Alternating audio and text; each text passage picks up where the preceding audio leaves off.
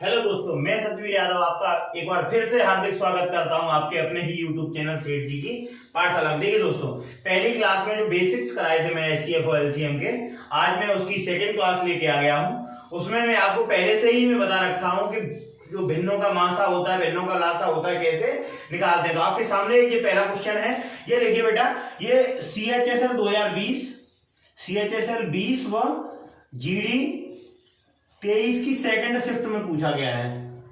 ठीक है, second shift में।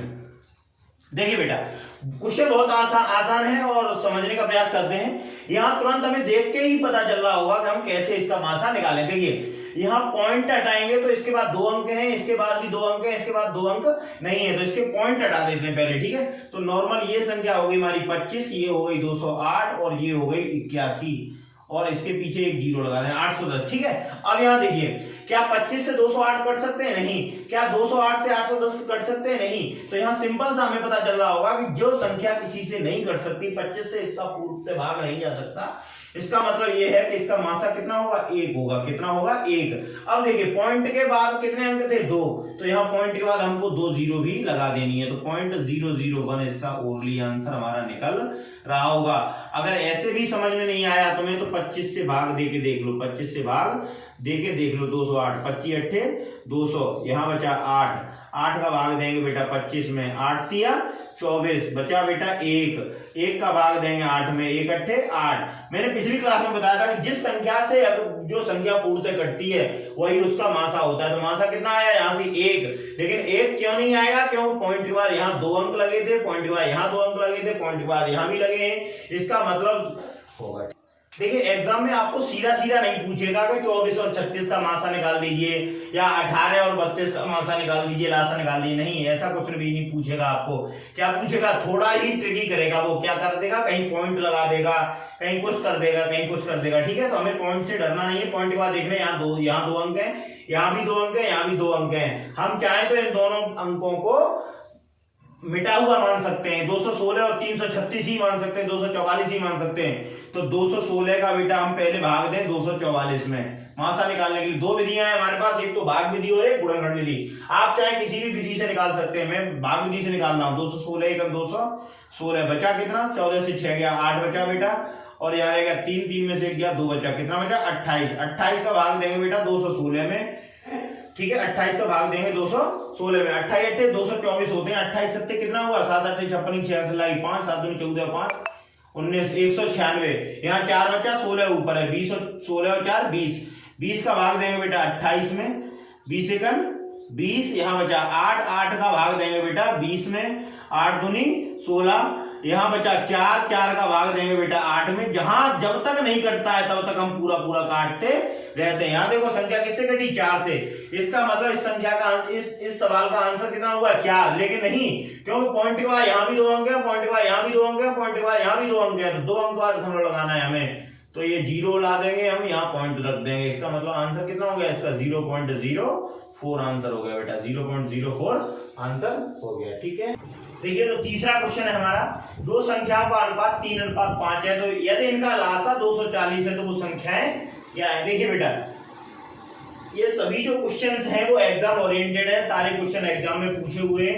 ये क्वेश्चन पूछा गया SSC MTS और GD 2023 में सेकंड शिफ्ट में पूछा गया है। ठीक है, GD 2023 में और SSC MTS में ये क्वेश्चन पूछा गया है। देखिए, इस क्वेश्चन को कैसे निकालेंगे? तो देखिए, दो संख्याओं का अनुपात 3:5 है, यदि इनका लासा 240 है तो वो संख्याएं क्या होगी? हमारे पास देखिए दो तीन फॉर्मूले में आपको बता रहा हूं। ठीक है, एक होता है first number into second number equal to HCF into LCM। ठीक है, दूसरा एक फॉर्मूला होता है first number into second number equal to product, उन दोनों संख्याओं का प्रोडक्ट, मल्टीप्लीकेशन। ठीक है, एक थर्ड जो हमारा फॉर्मूला होता है वो होता है first number HCF into LCM equal to product. ठीक है, यहां तक कोई दिक्कत? अब देखिए बेटा, ये 3 फॉर्मूले ये इतने इंपॉर्टेंट है कि इनसे लगातार क्वेश्चन पूछे जा रहे हैं। अगर आप इन तीनों फॉर्मूलों को अच्छे से नहीं देखते हैं तो आपका कहीं ना कहीं क्वेश्चन कोई मिस जरूर करेगा। देखिए इसी में से तो है यह दो संख्याओं का अनुपात 3:5 है। यदि इनका लासा, देखिए दोनों संख्याएं दी हुई है, अनुपात है तो संख्या ही है, नॉर्मली इनडायरेक्ट वे से कहें तो हमारी संख्याएं दी हुई है, ये 3:5 का लासा दिया है, मासा पूछ रहा है, मासा भी निकल आएगा, संख्याएं भी निकल आएंगी, सब कुछ निकलेगा यहाँ से। ठीक है, तो ये हमारे जो फॉर्मूले हैं ये देख लीजिए, लिख लीजिए अपने बहुत अच्छे से। ठीक है, तीनों फॉर्मूले मैंने बता दिए। अब देखना क्वेश्चन कितना आसान हो गया हमारा।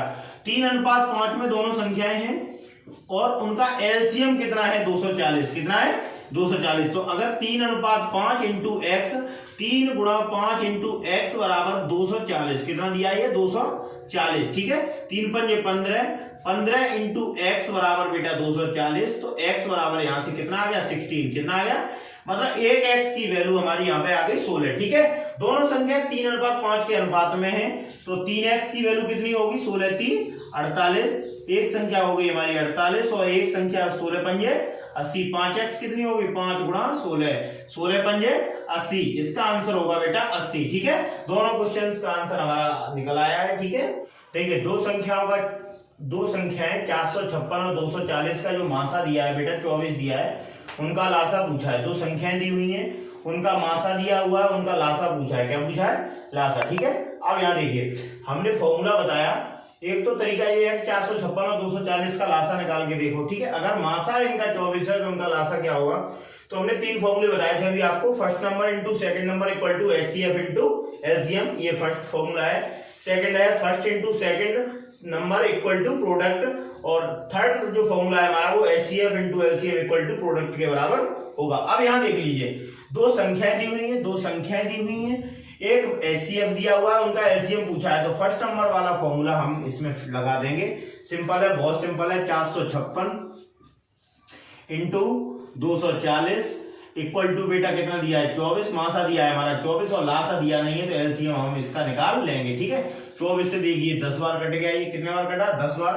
तो जो एलसीएम आया बेटा वो 456 में 10 का गुणा करेंगे, 456 में 10 का गुणा करेंगे तो 4560 मिनट से पहले इसका, सेकंडों से पहले इसका आंसर क्वेश्चन का आ रहा है। ठीक है, हमने फॉर्मूले में लगाया और हमारा आंसर आ गया। बहुत ही ज्यादा मात्रा में ये वाले क्वेश्चंस पूछे जा रहे हैं। ठीक है, देखिए एग्जामिनर जानबूझ के क्वेश्चन को ट्रिकी बनाने की कोशिश करता है। नॉर्मल अगर दे देता वो कि 16 और 48 का मासा निकालिए तो आप आसानी से निकाल रहे होते, लेकिन इसमें भी क्वेश्चन में कुछ है नहीं है। 16 के घन तथा वो 48 के वर्ग का मासा पूछा है, इसने थोड़ा सा ट्रिकी कर दिया। यहाँ 16 का घन और 48 का वर्ग, पहले बच्चा क्या करेगा 16 का घन निकालेगा, 16 का 16 में मल्टीप्लाई करेगा, फिर जो आंसर आएगा उसका फिर 16 में मल्टीप्लाई करेगा, फिर 48 का वर्ग निकालेगा, फिर दोनों संख्याएं बड़ी हो जाएंगी, उसके बाद उसका मासा निकालने की कोशिश करेगा। लेकिन यहाँ में समझने का प्रयास ये करना है बेटा, देखो 16 का घन दिया है तो 16 का घन कितना होता है 16 इंटू 16, कोई दिक्कत। और 48 का वर्ग कितना होता है बेटा 48 इंटू 48, यहां तक कोई दिक्कत। अब देखिए यहाँ 16 इंटू 16 और इंटू 16 ये तो लिखा ही रहने दो, यहाँ 48 को तोड़ लो, 16 इंटू 3 इंटू 16 इंटू 3। अब देखिए यहाँ कॉमन मिलाना है हमें, मासा ही तो बताया था हमने, कॉमन मिलाना है। यहाँ 16 16 दो बार मिल गया, यहाँ 16 16 दो बार मिल गया। इसका मतलब जो आंसर आया हमारा बेटा 16 16 256, 16 16 256, क्योंकि देखिए यहाँ 16 है और यहाँ 3 3 है, ये तो कोई कॉमन मिल नहीं रहा। हमें कॉमन मिलने की तो बात हो रही थी, तो हमने 16 का यहाँ 16 16 मिल रहा है, यहाँ भी 16 16 मिल रहा है, दोनों में 16 16 मिल गया। इसका मतलब ये हमारा मासा हो गया। मासा कितना है इसका क्वेश्चन का 256। देखिए तो आज 6वें नंबर का क्वेश्चन है आपके सामने।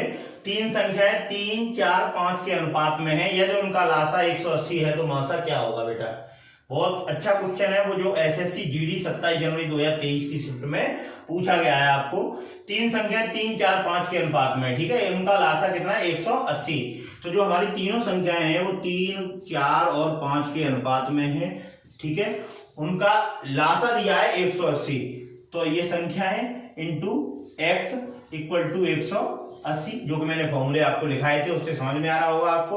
तो यहाँ x की वैल्यू कितनी आएगी बेटा 3 चौक 12 पंजे 60, 60 तिया 180, x की वैल्यू आ गई बेटा यहाँ 3, कितनी आ गई 3, ठीक है। अब जब x की वैल्यू 3 आ गई तो संख्याएं हमारी तीनों 3 3x 4x और 5x थी, तो इसका मतलब संख्या नंबर कितने हो गए 9, 3 चौक 12 और 15। ठीक है, अब बेसिकली इन्हीं का तो मासा चाहिए आपको, इन्हीं का तो मासा चाहिए, जो संख्या थी इन्हीं का मासा निकालना था।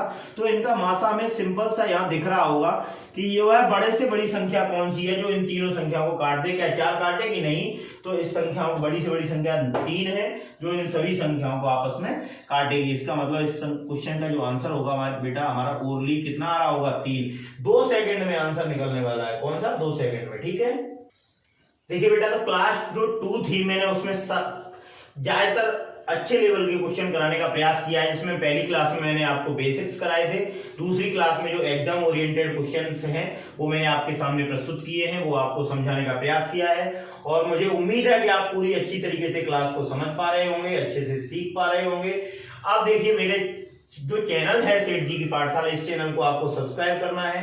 लगातार वीडियो इसी तरीके की वीडियो पानी है तो आपको चैनल सब्सक्राइब करना है, लाइक करना है, वीडियो को शेयर करना है और उस पर कमेंट भी करना है। क्या समझ में आया आपको, क्या समझ में नहीं आया। और एग्जाम नजदीक है आपका, एग्जाम की तैयारी करते रहिए। जय हिंद दोस्तों।